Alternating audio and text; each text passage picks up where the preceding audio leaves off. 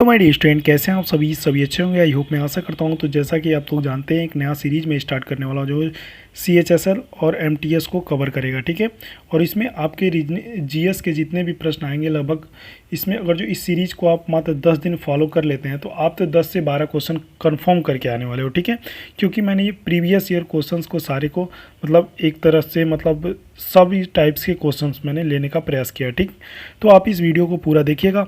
10 minute के अंदर आपको 25 क्वेश्चन का यहाँ पे आंसर वन लाइनर के रूप में दिया जाएगा, ठीक है। तो आइए वीडियो को स्टार्ट करते हैं बिना किसी देरी के। फर्स्ट क्वेश्चन क्या कह रहा है? फर्स्ट क्वेश्चन कह रहा है, उपादान की कीमत और निर्धारण को अध्ययन को वैकल्पिक रूप से किसका सिद्धांत कहा जाता है? तो वो क्या आ जाता है? कार्यमूलक वितरण को, ठीक है। Option number D. Next question की बात करते हैं। सेबी की स्थापना कब हुई थी? तो सेबी की स्थापना की गई थी 1991 में। Option number D. Next question की बात करते हैं। एक मुक्त उद्योग अर्थव्यवस्था में संसाधन विभाजन का निर्धारण किसके द्वारा किया जाता है? तो वो किया जाता है उपभोक्ता के व्यय करने के नमूने के द्वारा, मतलब उपभोक्ता के खर्च पे निर्भर करता है, ठीक है। नेक्स्ट क्वेश्चन की बात करते हैं। राष्ट्रीय कृषि बीमा योजना किस वर्ष में प्रारंभ हुई थी? तो राष्ट्रीय कृषि बीमा योजना जो थे वो किस वर्ष में प्रारंभ हुई थी? ये सबसे मोस्ट इंपॉर्टेंट क्वेश्चन है, क्योंकि ये प्रश्न बार बार पूछे जाते हैं, ठीक है। तो ये 1999 में हुआ था, ठीक है। नेक्स्ट क्वेश्चन की बात करते हैं। किसके अंतर्गत खरीदारों और विक्रेताओं को बाजारों में स्थितियों की संपूर्ण जानकारी होती है? तो वो होती है आपको पूर्ण प्रतियोगिता के अंतर्गत। मतलब खरीदार और बिक्री के बारे में अगर जो आपको जानकारी नहीं होगी तो कैसे आप लेंगे? तो मतलब दामों को लेकर यहाँ पे मतलब बताया गया है, ठीक है। नेक्स्ट क्वेश्चन की बात करते हैं। वही क्वेश्चन है फिर से। अब यहाँ पे 106 नंबर क्वेश्चन क्या कह रहा है? राष्ट्रपति और मंत्रिपरिषद के बीच संचारण के माध्यम के रूप में कौन काम करता है? तो वो करते हैं प्रधानमंत्री जी, ठीक। आई होप आप सब लोग जानते होंगे। ये भी क्वेश्चन घुमा फिरा के ये एक ही क्वेश्चन बार बार पूछे जाते हैं। नेक्स्ट क्वेश्चन की बात करते हैं। मताधिकार। मताधिकार जो ये फ्रेंचाइजी ग्रुप है एक, तो वो किसके अंतर्गत आता है? तो वो एक लाइसेंस प्राप्त करने का एक रूप है। जैसे मतलब आप लोग के पास अगर जो निर्वाचन ID नहीं है तो आप एक पार्षद या प्रधानमंत्री या क्या बोलते हैं आपके गांव के मुखिया का चुनाव होगा तो आप इसमें वोट नहीं दे सकते हो। आपको एक ID कार्ड की ज़रूरत होती है, उसी को हम लोग बोलते हैं लाइसेंसी प्राप्त करने का मतलब एक मताधिकार का एक वो होता है। राज्यसभा में सदस्यों की अधिकतम संख्या कितनी होती है? तो राज्यसभा में सदस्यों की अधिकतम संख्या आप लोग लिख के लीजिएगा कितनी होती है? 250, ठीक है। Option number B. Next question की बात करते हैं। यदि भारत के राष्ट्रपति त्यागपत्र देना चाहे तो वह उन्हें यह त्याग देन किसको संबोधित करेगा? मतलब किसको त्यागपत्र देगा?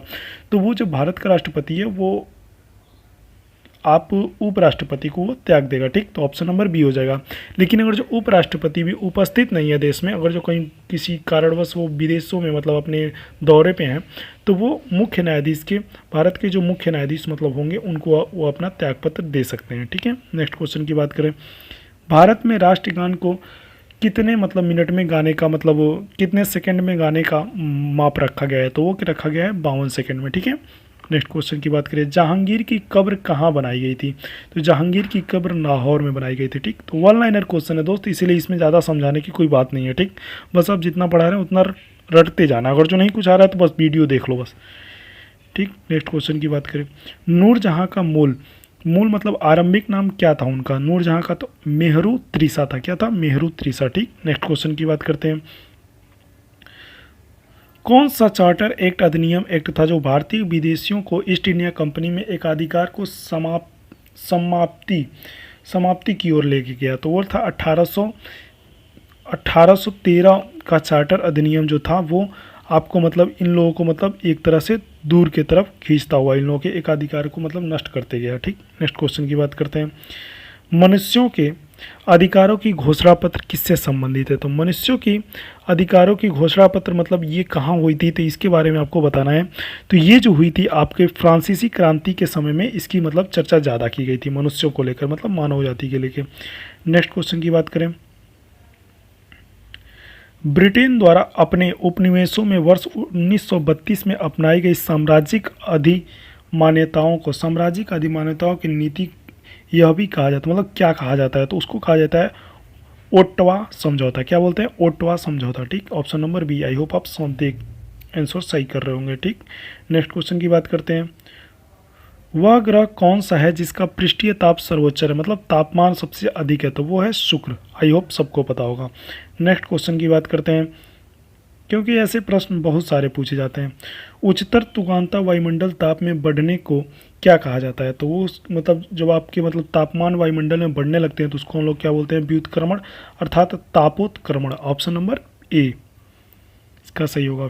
नेक्स्ट क्वेश्चन 118 नंबर क्वेश्चन क्या कह रहा है, विश्व में बॉक्साइट का सबसे बड़ा उत्पादक कौन है। विश्व में सबसे बड़ा बॉक्साइट का उत्पादक ऑस्ट्रेलिया। और ये क्वेश्चन हमको लग रहा है 20 बार रिपीटेड कर दिया गया है एसएससी के एग्जामों में।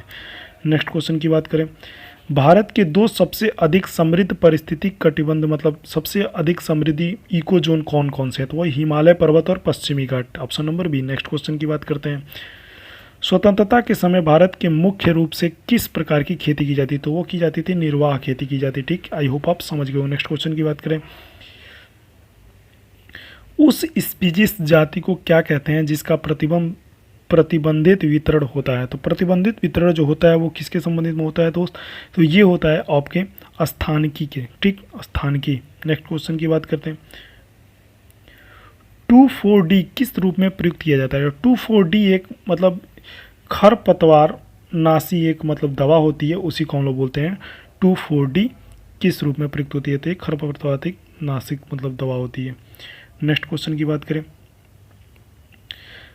विडला टेस्ट परीक्षण किसके निदान में प्रयुक्त किया जाता है, तो ये विडला टेस्ट परीक्षण जो है वो किसके मतलब देख रेख में मतलब किया जाता है, तो ये किया जाता है टाइफाइड जो होता है उसी के अंतर्गत ये आता है। ठीक, नेक्स्ट क्वेश्चन की बात करें, लगातार किए जाने वाले कड़े शारीरिक व्यायाम के बाद जो अस्थायी रूप से आपके मतलब श्वसन के परिणाम को पेशियों में संचित हो जाता है, जिसके कारण पेशियां थकान हो जाती हैं, तो क्या होता है उसमें होता है लैक्टिक एसिड मतलब ज़्यादा हो जाने के कारण आपके पेशियां मतलब देख कभी कभी दौड़ के आप आते होगे तो आपके मतलब एड़ी या थोड़ा घुटने में दर्द महसूस होता है, उसी के कारण होता है। ठीक, नेक्स्ट क्वेश्चन की बात करें, थैलेसीमिया किसका एक उदाहरण है, तो थैलेसीमिया एक किसका उदाहरण है, एक आपको ये बताना है। तो थैलेसीमिया जो है एक फ्रेम विस्थापन के उत्परिवर्तन के एक उदाहरण है। ठीक, नेक्स्ट क्वेश्चन की बात करते हैं, किसी जलाशय का सुपोषण किसकी समृद्धि करता है, तो किसी जलाशय का सुपोषण किसकी संबंधी करता है दोस्त, तो ये करता है जैव पदार्थों के उत्पादन में,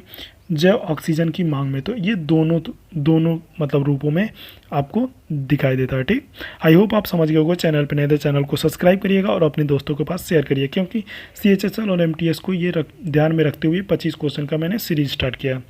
थैंक यू सो मच दोस्त।